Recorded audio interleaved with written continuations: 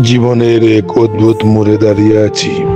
মনে হচ্ছে সবকিছু একে একে ভেঙে পড়ছে।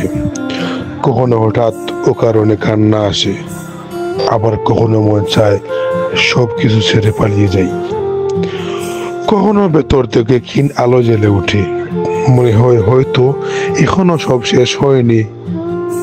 কিন্তু সেই আলো বেশিক্ষণ টিকে থাকে না। প্রতিদিন নিজেকে হারিয়ে ফেলছি একটু একটু করে। নিজের ভবিষ্যৎ কুয়াশার মতো অস্পষ্ট। ছবি আছে, তবুও ভয়ঙ্কর একা লাগছে। এই জীবনের যেন বারবার শেখাচ্ছে নিজেকে ছাড়া কেউ সত্যিকারের পাশে থাকে না। তবু এক অদ্ভুত শক্তিতে আমি চলে যাচ্ছি, কারণ ভেতরে কোথাও একটা স্বপ্ন এখনো নিঃশ্বাস নিচ্ছে।